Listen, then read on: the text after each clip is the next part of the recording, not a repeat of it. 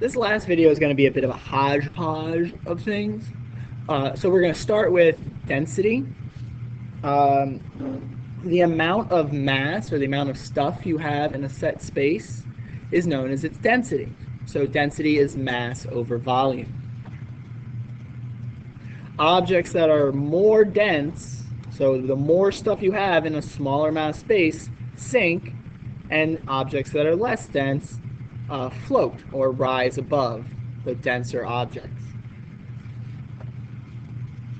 Density is an intrinsic physical property, which means it doesn't matter how much stuff there is, it's going to be have the same density, whether you have 1,000 pounds of something or if you have one atom of it, it will still have the same density because the mass and volume are proportional. Those are two extensive properties. That means that those are dependent on the amount of stuff.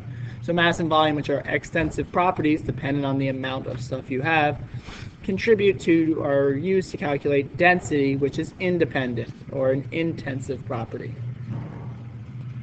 Matter can be classified into three states. And again, matter, remember, is anything that has a volume and a mass, therefore anything that has a density and an inertia.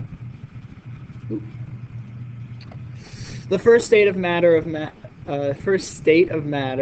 for matter is a solid. Solids are objects that are very rigid, which means that these molecules or atoms are extremely closely packed together and are only capable of vibrating against one another, and therefore they stay in one place.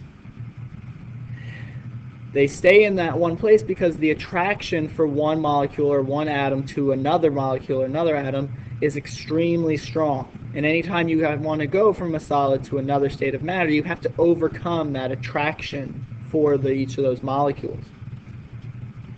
Solids are virtually incompressible, which means it does not matter how much pressure you put on a solid or how much pressure you remove from a solid, most solids will stay solid.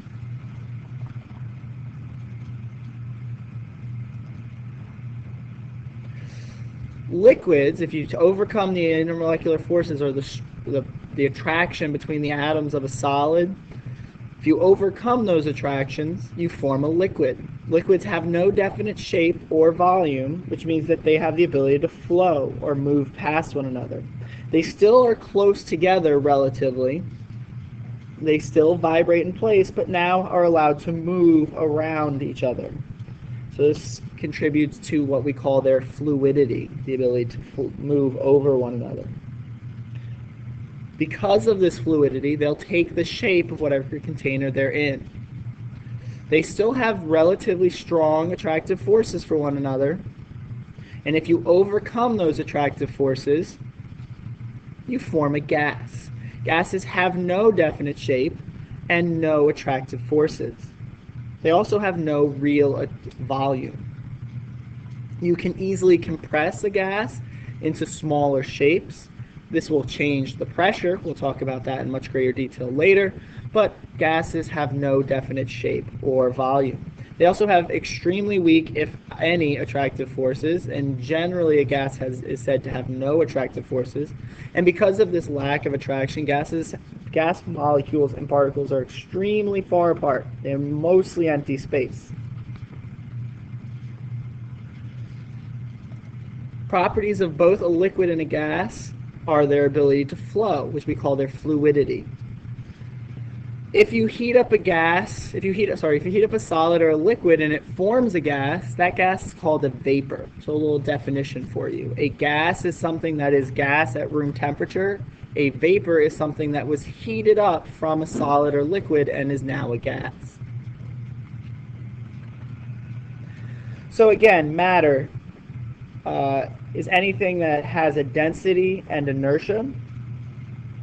And you can separate matter by physical means. So there are three main ways or three main techniques to separating matter. The first is filtration, which is exactly what it sounds like. You're separating different states of matter by the particle size. Larger particles will get caught in the filter and smaller ones will pass through. Typically you're separating a liquid from a solid from a liquid. So if you need to remove a precipitate from solution, you would filter it using filter paper in a funnel. You can separate mixtures, you can separate matter by distillation. Distillation is when you use the different boiling points of solutions to separate them. A distillation apparatus looks like this. You have a mixture in a round bottom flask that you heat up, and because the mixture will have different boiling points, once it reaches the first boiling point, it will stop heating up because you have to overcome all the attractive forces for that particular pure substance.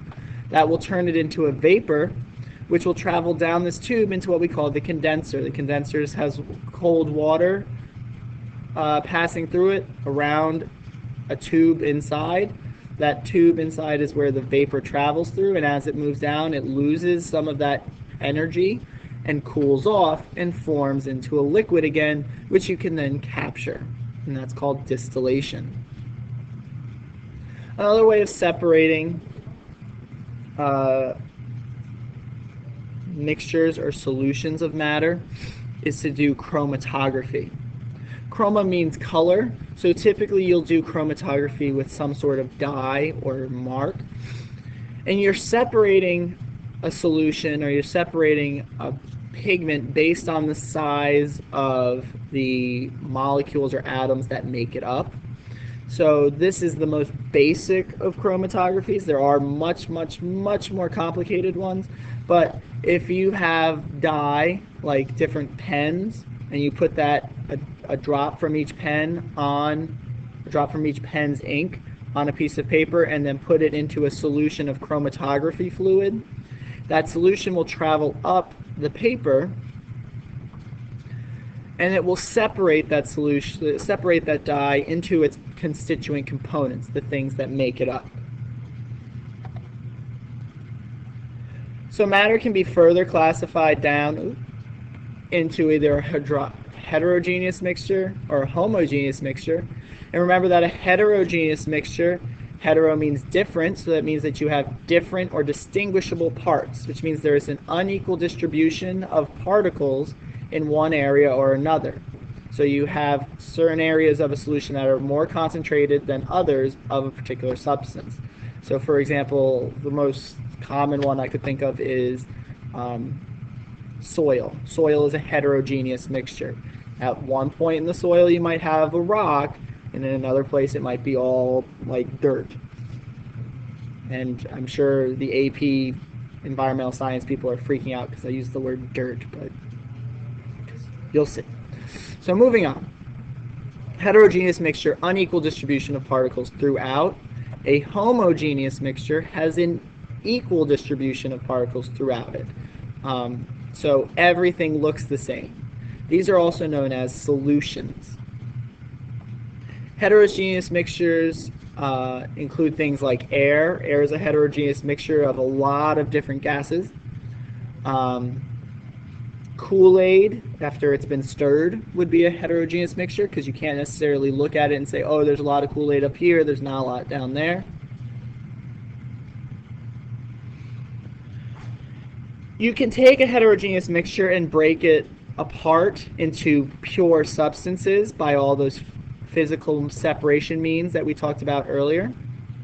A pure substance is also known as a compound or an element.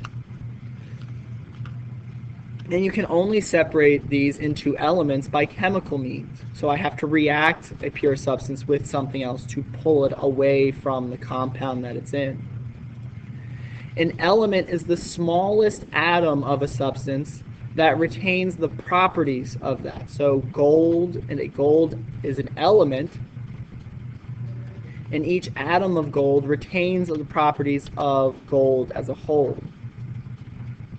You can only break down elements into smaller parts, but they are no longer really considered elements at that point. They are now atoms, and atoms are simply protons, neutrons, and electrons. The next video will deal with all of that.